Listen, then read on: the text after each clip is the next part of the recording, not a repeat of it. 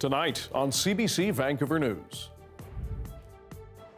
After a spate of violent, sometimes deadly attacks in and around transit, we're really angry. We're very frustrated. Officials pledge more safety while workers feel vulnerable. Half of the buses, they don't have a safety glass barrier. 7 years after being declared a public health emergency, BC's toxic drug crisis grinds on. My son had 7 overdoses in the last year before he finally passed away. What will it take to save more lives? And punching against Parkinson's. We'll take you inside a new class in Delta. This is CBC Vancouver News.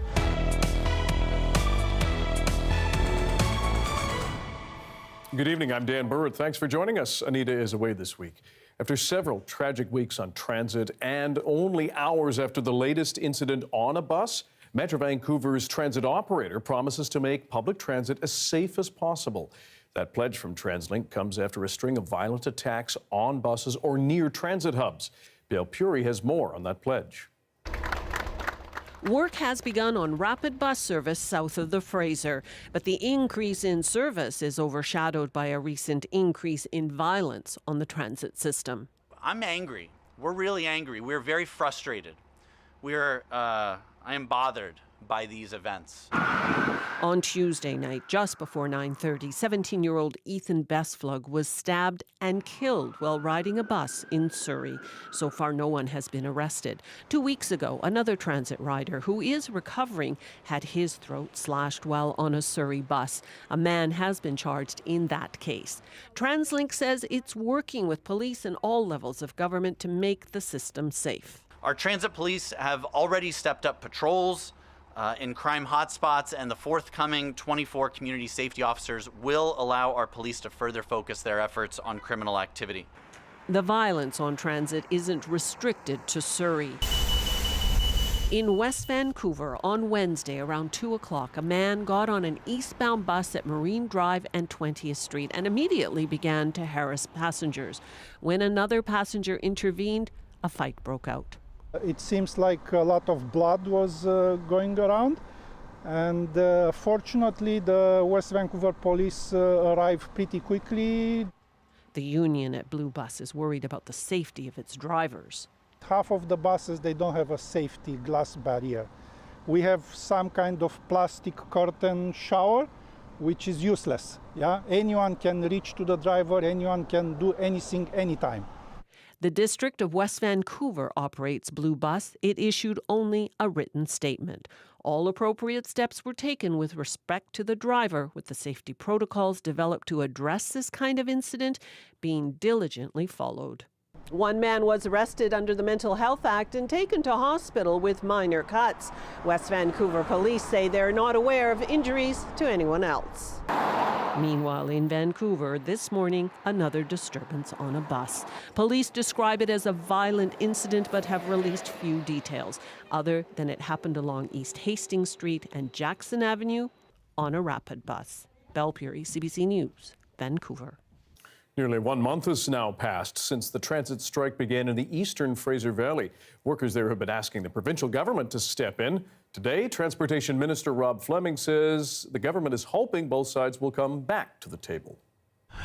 Right now, we have offered mediation, and neither party wishes to involve a mediator. I know that Minister Harry Bains has said that he is available at any time to listen to either party that wishes to involve his ministry on some of the tools that he has available to him. The workers have been without a contract for 3 years. Among their demands, a 32% wage increase to put them in line with their colleagues in Metro Vancouver. The employer, First Transit, based in the U.S., has offered a 16% raise over 5 years.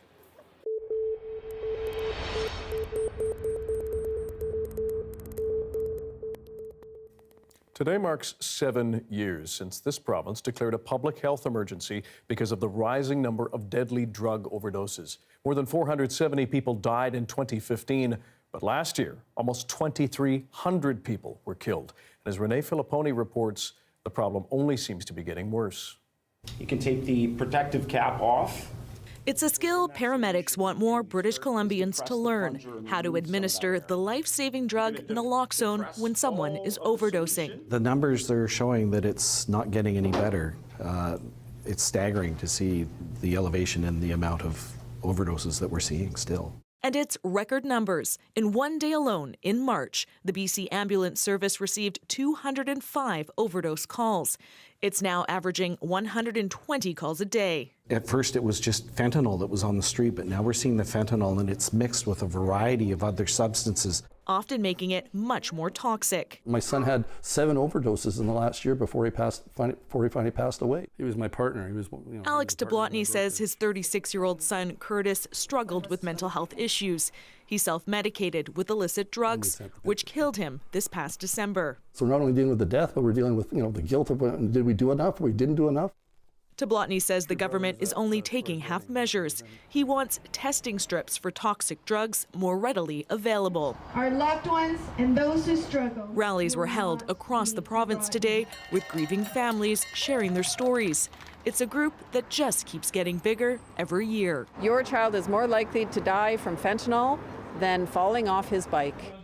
Many here calling for more access to safe drugs now, including Jennifer Howard, whose son died of an overdose. It's evident as we see people continue to die that we are lacking the services they need, and that's why we need a safe, regulated supply. That sentiment echoed by drug users on Vancouver's downtown east side. Disheartening, and it's hard because I walk down the street on a daily basis and I see people hunched over and you can't tell if they're alive or dead. Where the community marks another year of this public health crisis. Renee Filipponi, CBC News, Vancouver. So what happens if you see someone and you believe they're experiencing a toxic drug overdose? How can you save their life or help them? We're now joined by Brian Twaits. He's a paramedic, public information officer with BC Emergency Health Services. Brian, thanks for being here. You brought a naloxone kit. I have, yeah. Why don't you take us through it? What does it include and how do we do it? Okay, well, this is a naloxone kit, which anybody in the province can get. If you go to towardtheheart.com, it's an excellent website with lots of training material on there. And also, most importantly, there's a place where you can learn where the closest place to get a naloxone kit is. So we really would love everybody to have one of these. They're great. Yeah. So inside this kit, first we could bring up that there's a sticker inside which gives you the steps of what to do. If you find somebody who's unresponsive and suffering from a drug overdose, we want you to call 911, obviously, and our emergency medical call takers can walk you through these steps as well. So inside, we have 3 intramuscular syringes. We have a bottle that has 3 doses of naloxone in it. Also inside, we have an alcohol swabs. We have gloves. We always like you to put on gloves, safety. And there's also a face shield here for doing rescue ventilations if needed as well. I've brought an orange with me today because we can use that as a simulation. So what we like to do is I have my gloves on. We get out the Narcan, or the naloxone. We'd open the syringe and get down. I almost lost my orange there. Get the syringe out and ready. Alcohol swab. Okay. Clean the spot. You can give the injection into the muscle in the arm. Upper arm? Or in the muscle in the thigh. Somewhere there's a meaty bit. Yeah, yeah. Okay. And that's it. You're going intramuscular. Okay. A nice big muscle. You can if need be. Yeah. Right? Because we want to get the naloxone into somebody as soon as possible. So with the vial, we want you to give it a shake to make sure that all of the fluid, the drug, goes into the bottom. Snap it off. Now, this is glass. If possible, if there's a sharps container, pop that into there or put it somewhere safe where you know it is. Got it. Okay? Put that onto the table because you're probably going to be anxious, maybe a little bit shaky, sort of like I am right now because I'm doing this on camera. I'm used to just doing this, so on camera it's difficult for me. Okay. Take off the plastic cap. Right. This goes into the vial, the ampule of the naloxone, and we draw up all of the naloxone that's in here into the syringe. So we reverse that. Yep. We give it a couple of little flicks to get any air out of it. We push it up a bit so you can see that a little bit of the drug is coming out, so we don't have air. If there's a little bit of air in there, that's okay. We're not going into veins or anything like that. Got it. And then we've already cleaned the site. Yep. Okay, of course, we're being very careful with the syringe.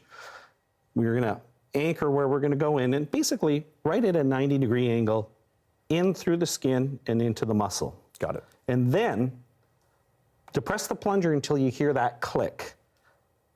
Okay. And if you saw that, the needle retracts right into the syringe. So this is safe.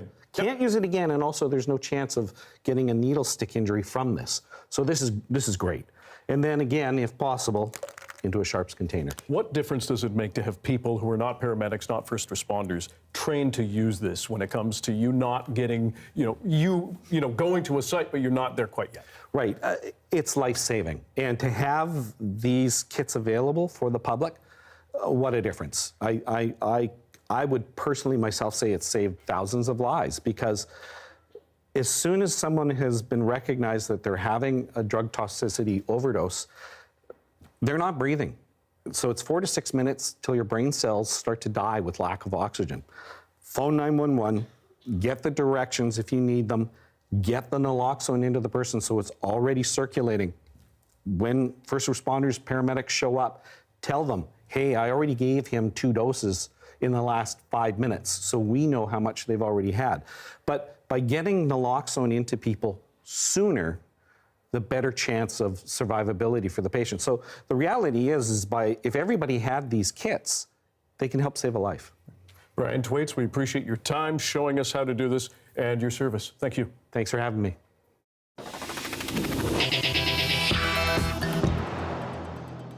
3 clubhouses belonging to the Hells Angels have now been seized by the provincial government. It follows a long-running legal battle between the Outlaw Motorcycle Club and the province.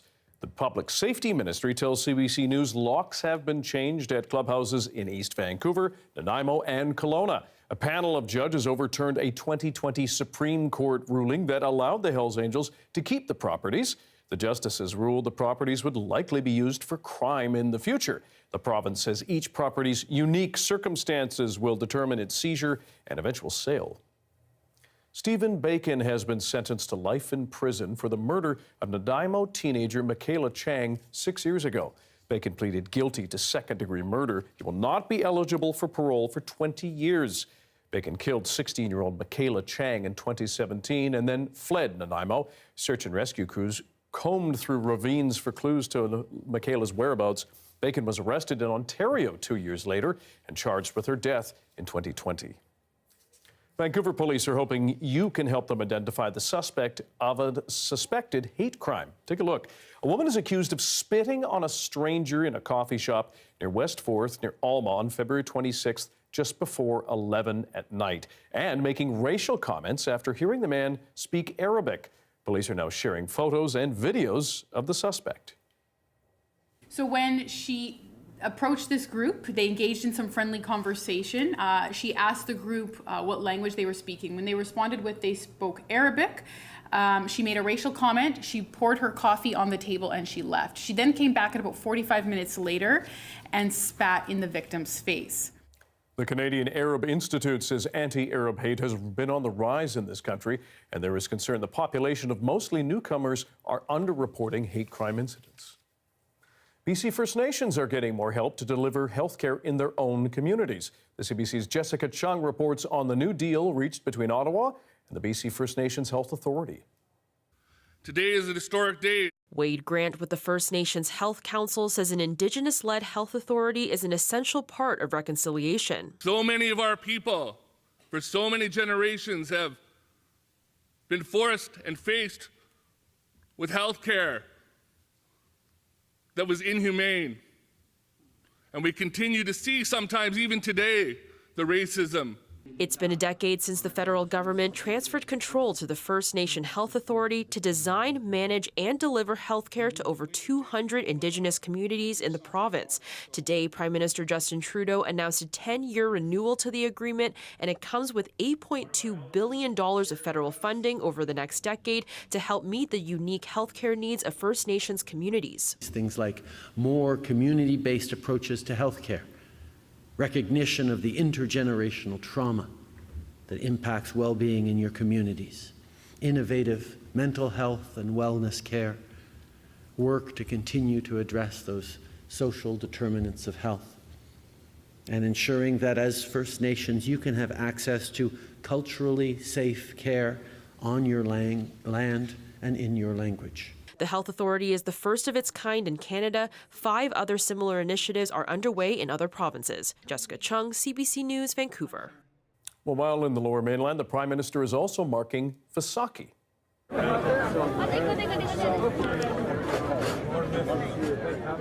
Justin Trudeau greeted volunteers and community members at the Khalsa Divan Society today. The holiday marks the first day of the month of Vaisakhi. It's traditionally celebrated around April 13th, and it is seen as a celebration of spring harvest and the birth of the Khalsa. One Surrey High School was getting into the spirit of things, hosting its own Vaisakhi celebration. We spoke to students about the importance of the day. Have a look.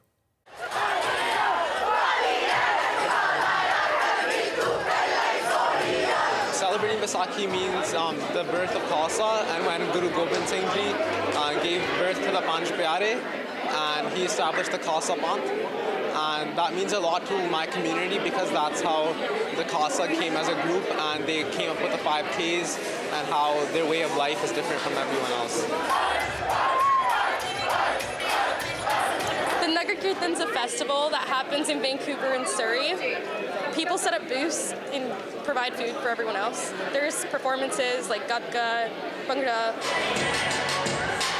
We all get together and we'll head out to the Nagar Kirtan each year. They usually have rides set up, so I'll take my little brother. Oh, Vaisakhi is just not about dancing, or it's just not about dancing, wearing good clothes and just dressing out. I feel like it's more about like the religious perspective as well, because our 10th Guru, Guru Gobind Singh Ji, introduced the Singh and Kaur. Singh meaning brave and lion, and Kaur meaning princess, because back then women didn't have that many rights. And the celebration for Vaisakhi in Vancouver takes place tomorrow, and CBC will be there.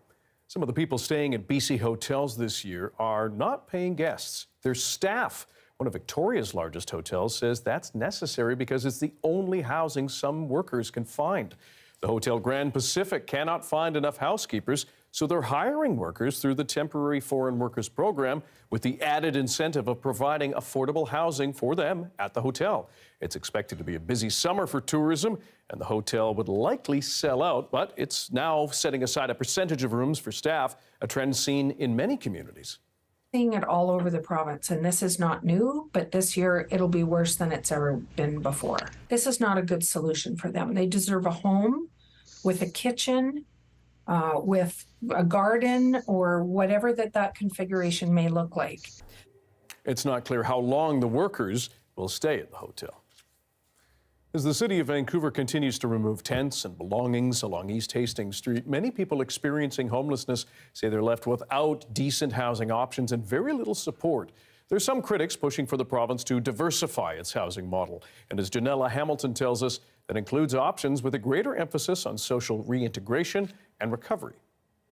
Cindin Purser moved to Vancouver about 2 years ago to escape an abusive relationship, leaving her job, her home, and eventually even her kids while she struggled to survive. It took 7 different times with multiple different people just to get me on the BC housing list. Without stable housing, she says it's been impossible to find a job. When she finally secured a unit in an SRO, the deplorable living conditions pushed her onto the street, where she felt safer. Everyone is getting dragged back and back and back together.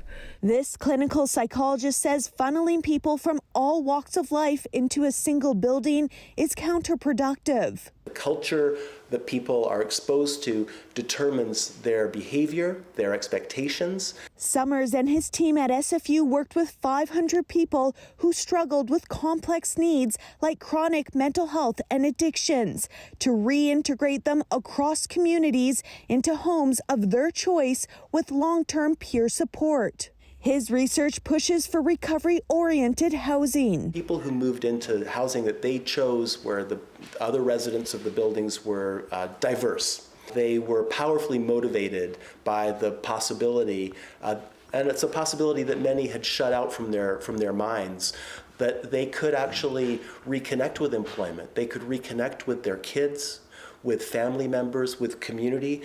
The model was tested in 5 Canadian cities, and in BC, in the first year, Summers claims ER visits were reduced by 50% and involvement in the criminal justice system was down by more than 70%. He presented the findings to the province in 2021, but there was little interest. In a statement, the Ministry of Housing says the province takes a housing-first approach that is a proven international evidence-based model. Purser wants to see incentives for landlords and RVs and tiny homes used to help alleviate homelessness. Janella Hamilton, CBC News, Vancouver.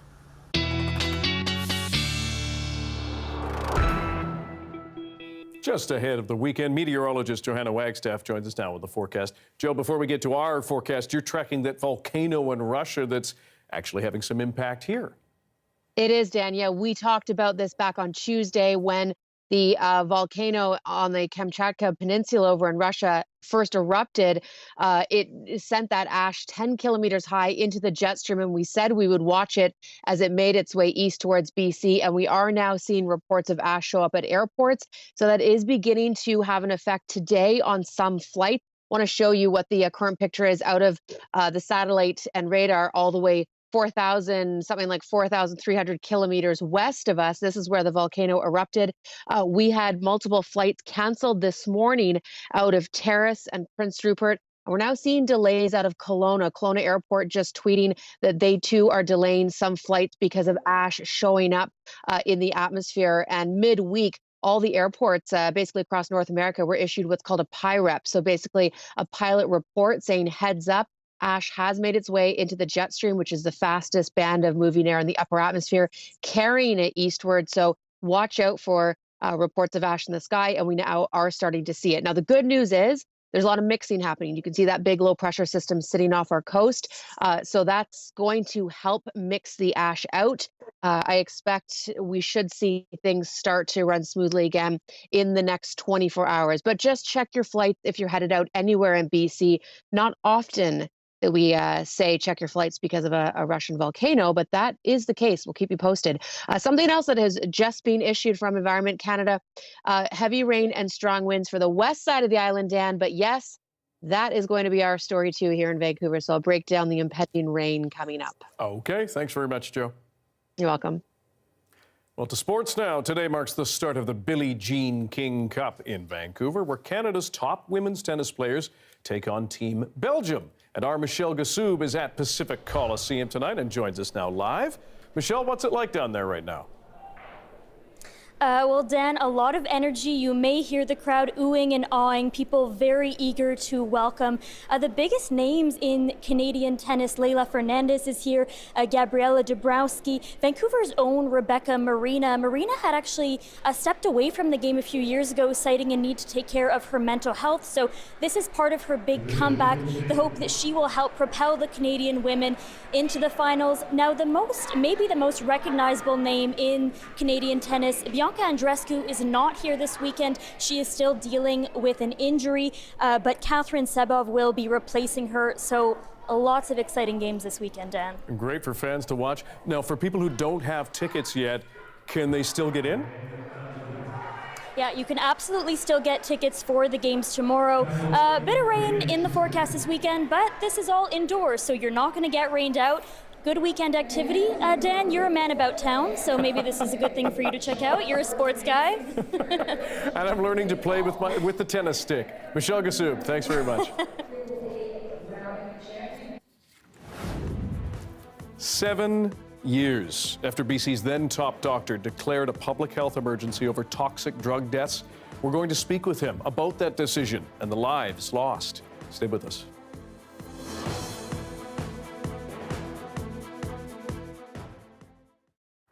And thanks for watching our commercial-free live stream. Hello to everyone there. After months of criticism, ridicule, and international media attention, Regina has pulled the plug on its rebrand of its tourism entity, Experience Regina. As Alexander Kwan tells us, there will also be an independent review into that botched rebrand.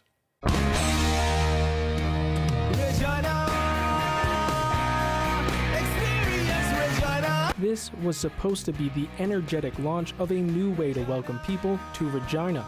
But less than a month after this video went online, marking the rebrand of the city's tourism organization to Experience Regina, that plan is now dead. The chair of the organization in charge of tourism, the Regina Exhibition Association Limited, held a press conference today. The decision has been made to return to Tourism Regina's name and reactivate the website and social channels under the Tourism Regina brand. And that tourism website is now live. As for the old one, those who rolled it out said the idea was to lean into and own the crude jokes that capitalize on how the city's name rhymes with vagina, a phrase that the Rolling Stones used when they visited the city in 2006. Someone told me, Regina, it rhymes with fun. It was plastered on hoodies as part of the campaign launched last month. Other slogans drew similar criticism, triggering apologies and international attention. No one has been fired or punished for the rebrand, and Tourism Regina's CEO, Tim Reed, who took responsibility for the campaign, remains on the job. Wayne Worski says there will be an independent third-party investigation into the name and how the campaign developed. I think it's more important for us to have a quality review done and to find out how this happened so that we can learn from it and make sure it doesn't happen in the future. But as far as one person or any people, that's something we haven't talked about. Morski wouldn't say how much the investigation could cost or how long it might take. He said the final report would be submitted to council and any action would be up to them. Alexander Kwan, CBC News, Regina.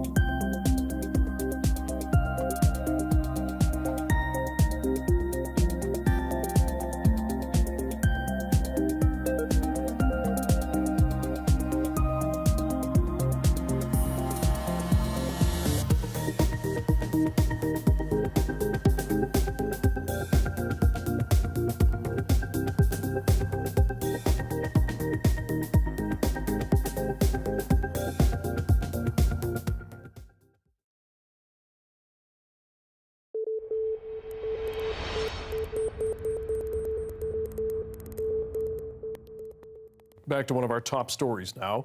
Today marks the 7th anniversary of the province of BC declaring a public health emergency on toxic drug deaths. The person who declared that emergency is Dr. Perry Kendall, our former provincial health officer. This is an extraordinary challenge to us. I believe it needs the extraordinary step of invoking additional authorities under the Public Health Act. We will be monitoring this closely. Since that emergency was declared, more than 10,000 people have been killed in our province. Last year, the toxic drug supply claimed nearly 2,300 lives, and the situation is becoming more dire. The province is now on pace to set a new record for poison drug deaths in a year. And joining us now is the person who declared the public health emergency, Dr. Perry Kendall. Doctor, thank you for joining us. First of all, what goes through your mind when you hear yourself declaring that emergency 7 years ago? Well, I think I wish I'd declared it a year or two earlier, and I don't think I could have imagined that we would have seen what we've seen since then. In fact, in the first 2 years, we saw an increase then we did in the third year see a 30% decrease in deaths. But what has happened since then throughout the pandemic has been something that is unimaginable, and I think it's unconscionable that we allow it to continue. To that point, toxic drug deaths in 2015 were 529 people. That is still significant. But last year, as we said, 2,300 people killed by poison drugs. The pandemic certainly played a role in people being isolated, cut off from some help. How do you think it has gotten this bad? That's a really good question. I think that the isolation and the separation, the increasing desperation of many people is compounded as well, I think, by economic struggles and strife, by loneliness, by unemployment, and quite clearly as well by a lack of supportive housing and just inadequate mental health supports for people who are in need.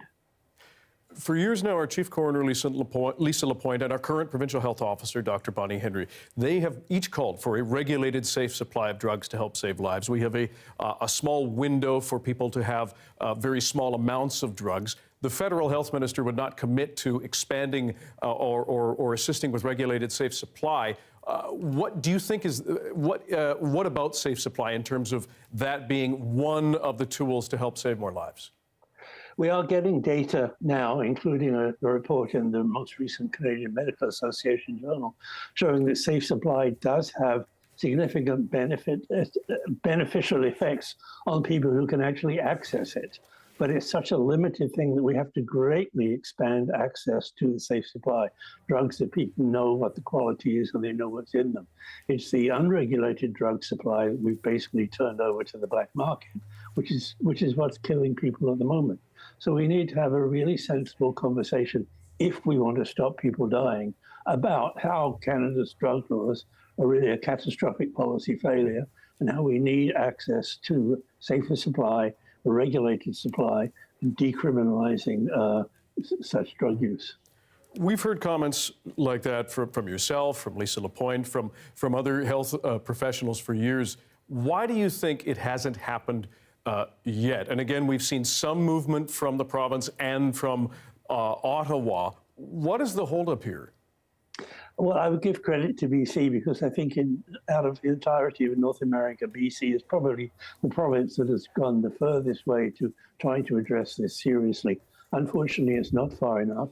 And I think the issue comes down to politics.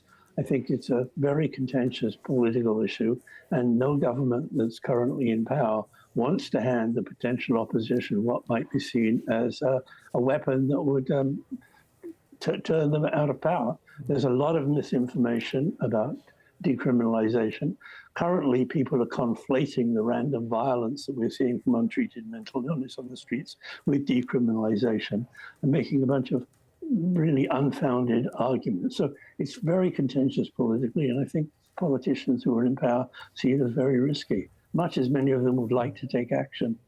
Dr. Kendall, you said you'd wished you declared a public health emergency a year earlier than you did. Looking back now, do you think you would have been able to? I think I could have. I just did not imagine that the situation could turn into what it turned into. It was the market with fentanyl, carfentanil, other synthetic drugs going into the market. And despite what you might think, there is no way that we can stop people wanting to experiment or use or unfortunately become dependent on opioids. And we've restricted the access to pharmaceutical opioids so significantly that the marketplace, the demand was there, and the demand was met by the criminal gangs and importers.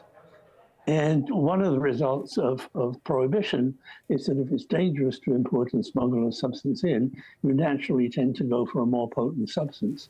And the more potent the substance is, the more dangerous it is, and the less easy it is to control the quality of whatever's on the streets. Dr. Perry Kendall, we appreciate your time. Thank you very much. Thank you. Prime Minister's top aide appears as a witness at a parliamentary committee looking into alleged interference into Canada's elections.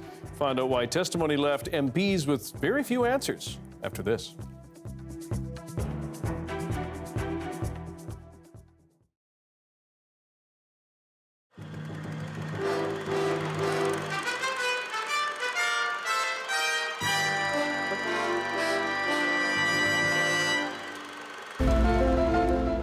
When the producers of The X-Files put out a casting call, this is what happens. Thousands of people lined up outside of GM Place last night to be a part of the final episode shot in British Columbia. The show is headed south, and a lot of fans wanted to say goodbye in person. How do you feel about the show moving to Los Angeles? Really disappointed. I won't be able to show up anymore. Watch them. I always like walking by the street and actually seeing them. And I, say goodbye to them from here. They've been here for quite a while, so it's very, very interesting. So I think it's exciting. Do you have a favorite character? Yeah, Dana Scully. How many of you guys consider yourselves X-Filers? The 12,000 extras were used as spectators at a chess game. Although the stars of the show weren't in this scene, they did make an appearance. They gave away prizes and answered a few questions. What kind of music do you listen to, Dave? There's a Fox Rock or something. Unfortunately, this is as close as any of the fans got to the cast. David Duchovny had to leave early for another shoot. Gillian Anderson beat a hasty retreat, unwilling to sign any autographs for the fans waiting outside.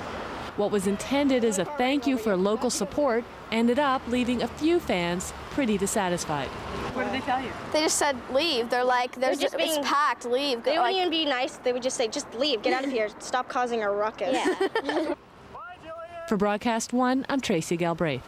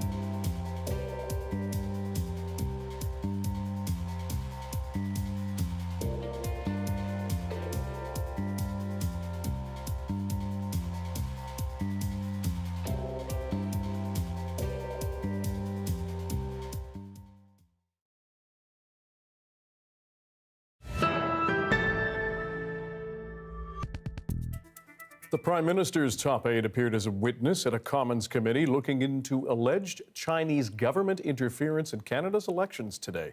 But as Rafi Boudjikanian reports, Katie Telford, often citing security concerns, left many questions unanswered.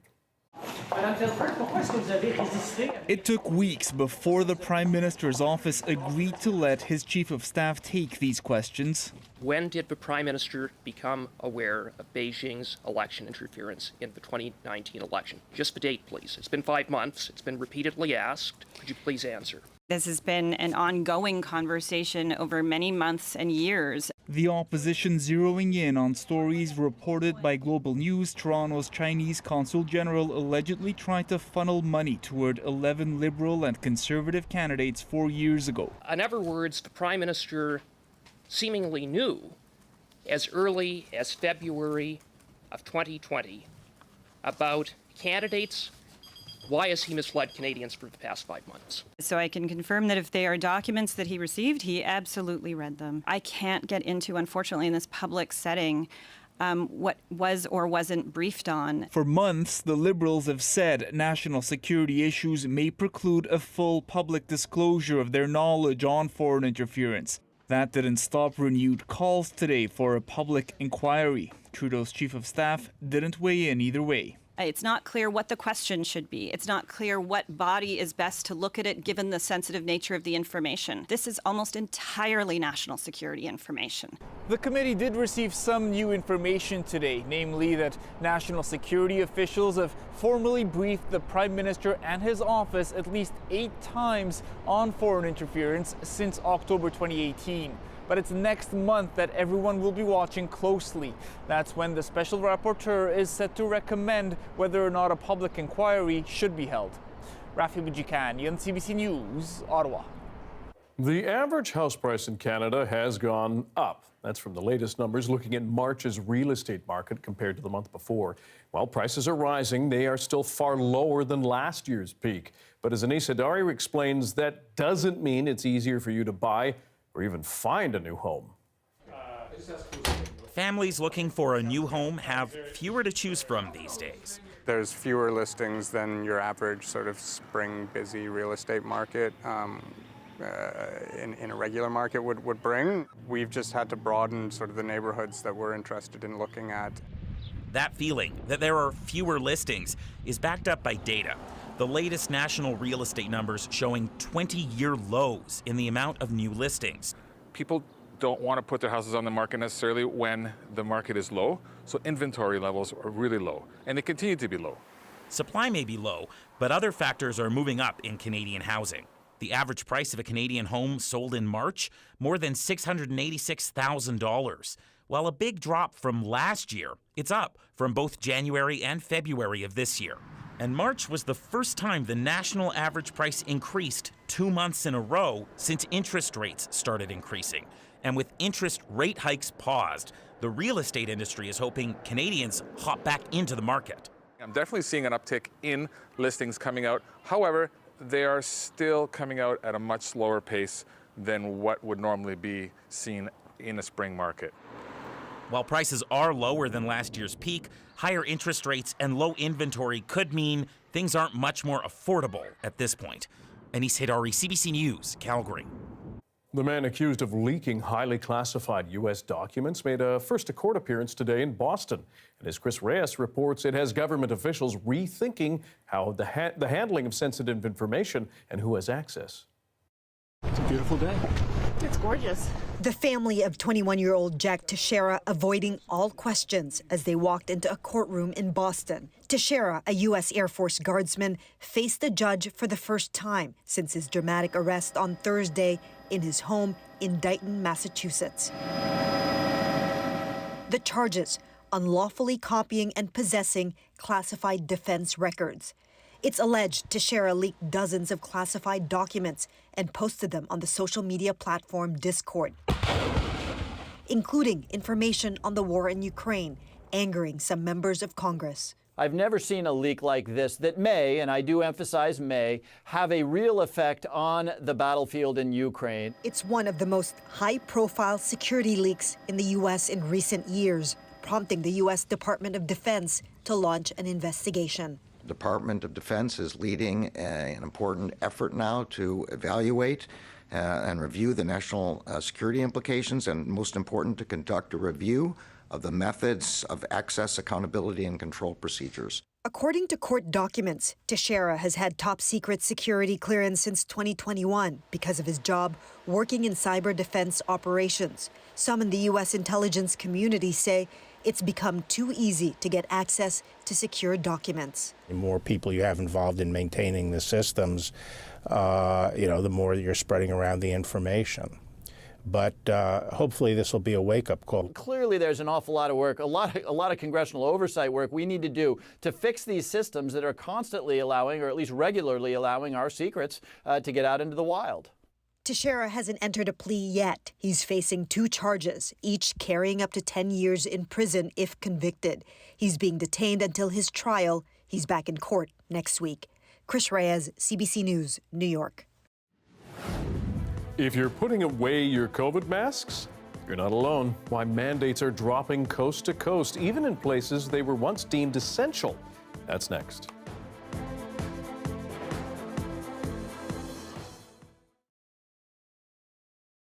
When you sit on the launch pad, at that moment, you have to be at peace with everything in your life. you want to make sure that everything's in order and that people you love know that you love them, and people that you've wronged know that you're sorry. Those final moments, the person that is spending the most time with you is actually your flight surgeon, your doctor. They're the last person that you see. And you kind of hand them the last important things like your cell phone and your wallet. And now you're wearing clothes that have been picked out for you. You're going on the 6-month trip and you're not even taking a toothbrush with you. I was just Anne. It is the most rawly human that I've ever felt. When we got to orbit, it was nighttime, and all I could see was blackness. And as we're flying, I remember something catching my eye, and I look out, and I see this thin blue line. You can just tell that it's curved. And I realized I was seeing my first sunrise from space.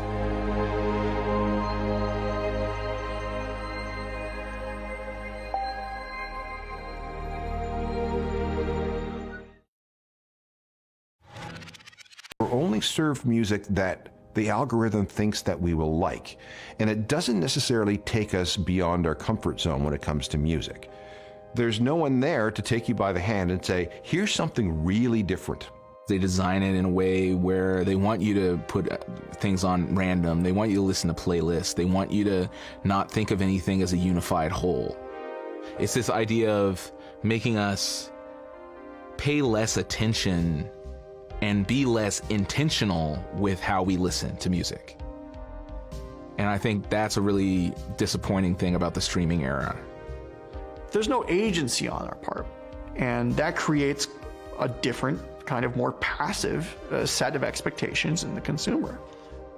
They're paying a flat subscription fee for essentially a machine learning algorithm to tell them what's hot. Who wrote the algorithm? Who's making those decisions? Whose biases went into creating that algorithm, right? People think that the algorithm is based on their music choices, but it may also be based on somebody else's choices too. I think it's a valid question to ask, is the power really in the algorithm? Am I actually choosing these things because I like them, or is an algorithm telling me that I like them and so it is?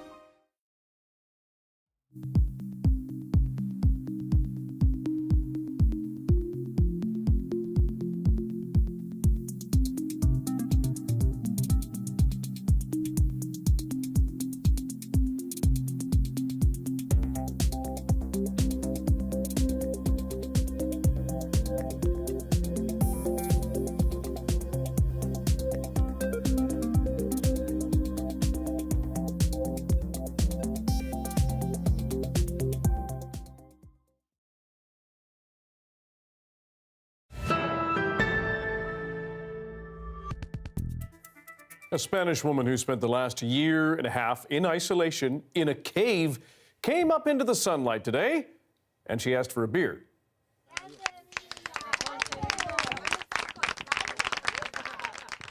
Because why not? The 50-year-old elite mountaineer was slow and shaking, but in good health. She calls the 500 days she lived in the dark disorienting. No kidding, saying time doesn't register and that it always feels like 4 in the morning. She spent her time reading, knitting, and trying to exercise. Doctors monitored her remotely but did not contact her until her time was up. They'll now use the information to study how isolation affects human health and sleep patterns. The climber is hoping this is a world record. You'd hope so, Joe. I was just going to say, this better be in the name of science. Yeah, that's true. Now, speaking of science, what would be, if you decided to take the plunge for 500 days, what would be the first thing you'd want out of the cave? I mean, a beer sounds pretty good, Dan, but I'm going to have to go with the cliche hot shower.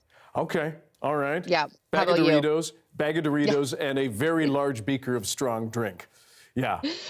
A beaker, yeah. I think, you know what? The nice thing is we can do all of these things this weekend without being in a... Yeah, there we go. Yeah. Whatever you think you want outside of a cave, just treat yourself to that this weekend, especially because we've got the rain. Yeah, segue alert. Let me take you back to the special weather statement I was just showing you last time because it was just issued Fort Tofino on the west coast of the island. This is where we're looking at 100 millimeters of rain this weekend, along with gusty southerly winds up to about 70 kilometers per hour. That's the leading edge of the system that will bring the rain to most of the south coast. In fact, all of the BC coast for Saturday and Sunday. Here's a look at tomorrow's highs. It's going to feel about where it was today for Metro Vancouver, which is a little on the cool side. And if it's felt like it's been a little cool spring here in Metro Vancouver, I looked at the numbers for Vancouver. We're running about 3 degrees below seasonal for this spring. This is another reason why it may have felt cool as of late. Here are the numbers across Ontario from earlier today. Their 5th day of almost 30-degree heat. So that could be adding to our general feeling of where's spring out here. The real reason, though, these rotating lows, sort of La Nina influencing our jet stream, and these rotating lows have really been our story this spring. That's what's bringing the showers through this weekend. We sort of get one pulse for Metro Vancouver and the South Coast Saturday afternoon, and then another one Sunday morning before it starts to break apart. So I do think we'll see some sunshine possibly Sunday afternoon and some sun early next week. Lots of sun in the interior tomorrow. Kelowna looking good after some evening showers. Same story in through Cranbrook, getting some sunshine for your Saturday before the Sunday rain moves across the interior. So yeah, it's a pretty wet looking forecast. Again, hopeful, though we might see some Sunday afternoon clearing. Note the cooler temperatures on Sunday. And then, Dan, there's some sun we'll try and get through to late next week. And that 15 looks good. Grasping. It does. Yeah, we'll take it. Thanks, Joe. You're welcome.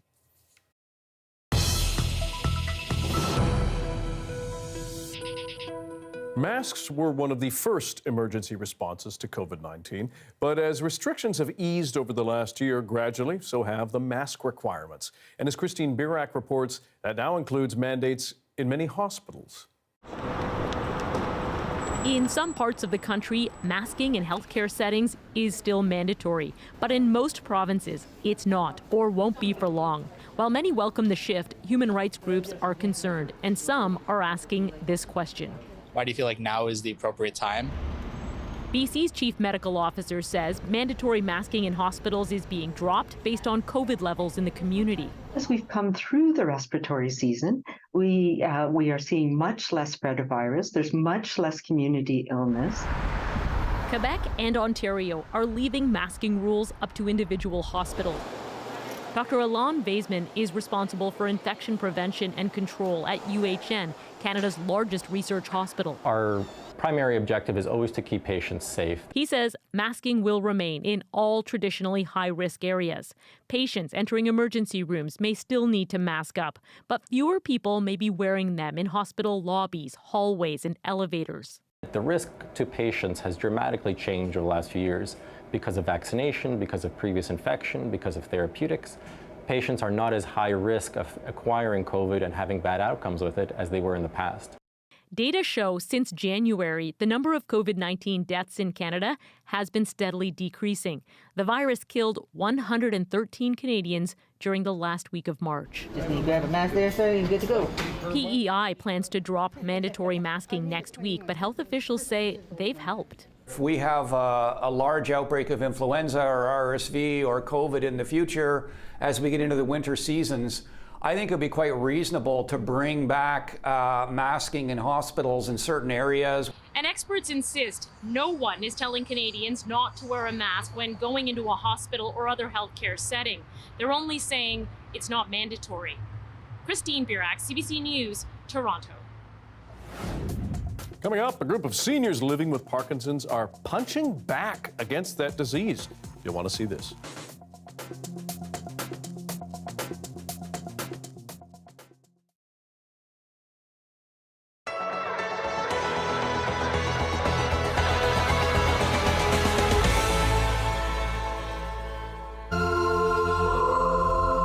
We were given 2 days to forgive the attackers before they returned.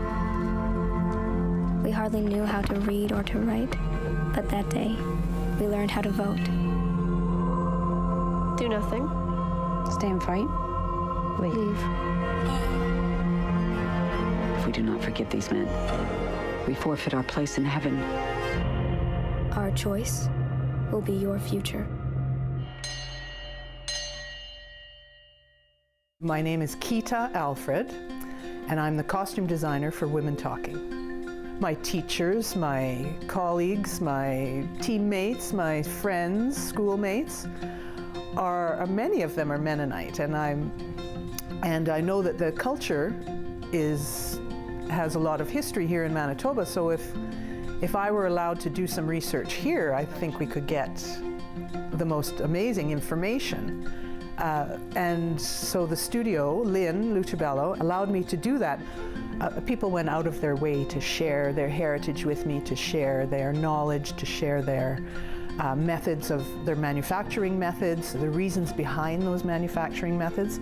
So because of that graciousness, everywhere I went, this happened in the community. I wanted to make sure that the costumes were as accurate as possible. And because I had access to people who were familiar with plain dress, and even some of whom even lived that way, I was able to get the details correct. We also, and in discussion with each actor, we chose body augmentation that you don't see on camera. It was to help the actors perhaps change their physicality. I do this when I say it, but you know, none of those women had 10 children and lived on a farm all their lives and done back-breaking hard farm work all their lives. So they wanted to experience living in bodies that weren't like their own. So we did a little bit of addition or subtraction or restriction. A couple of the actors wanted something that would remind them of maybe being in labor 10 times, and maybe your pelvis was exhausted after that, and maybe you needed some sort of support, literally and figuratively, to keep your body together and to allow you to keep going.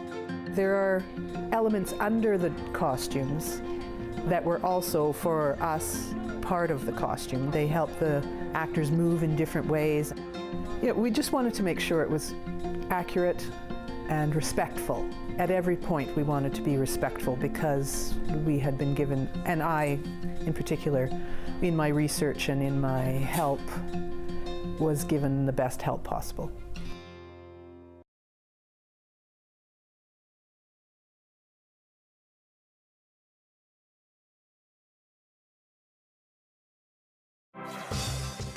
Hi, I'm Amy Bell, and here's what's in your CBC Vancouver inbox.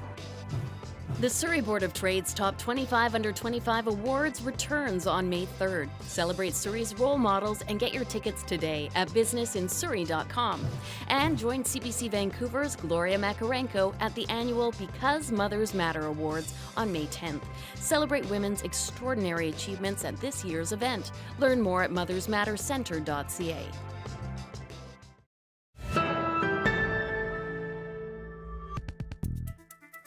A group of BC seniors living with Parkinson's disease are fighting the condition in a unique way.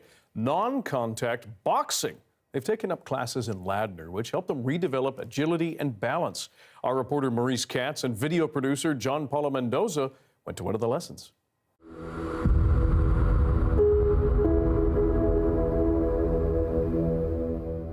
And with the Parkinson's I have, this really makes a difference. You concentrate more when he calls a number or a pad.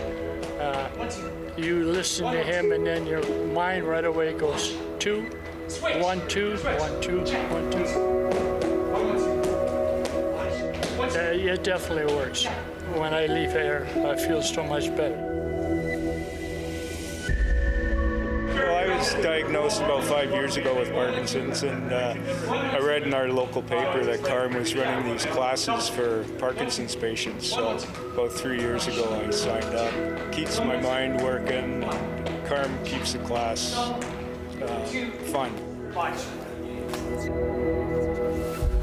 Well, I have a history of Parkinson's in my family. I know what their needs are individually.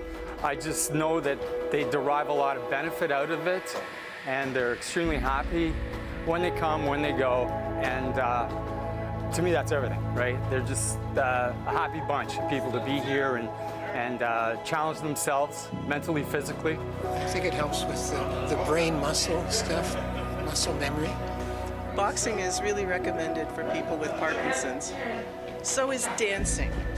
However, it's a lot easier to get your husband to go boxing than to go dancing. I've done a lot of dancing in my day. I was a bodybuilder, a hobby bodybuilder. And I've lost a lot of my muscle tissue. And I know all the hits. I could probably make a few of them. But Parkinson's just stripped some of my muscle off of me quite a bit. I've never taken boxing before. And I like what it does for you. It actually works for Parkinson's people, you know, it really does work. Before you have it, you know, you may be uncoordinated with your hands and your fists and whatnot, but this teaches you the eye and hand coordination, and you get the confidence of knowing what you're doing with your hands. Because you don't, when you get Parkinson's, you gotta relearn everything. I don't think I'll ever quit. I think I'll just keep on going. Thanks for being with us tonight and this busy week on CBC Vancouver News at 6. You can watch our newscast on CBC Gem, that's our free app, as well as on YouTube, and our website, cbc.ca/BC. Michelle Gassou will have your late local news at 11 o'clock right after the National, so please tune in before you turn in. And I will see you tomorrow on CBC News Network. So join us then. Good night, enjoy the weekend, stay safe.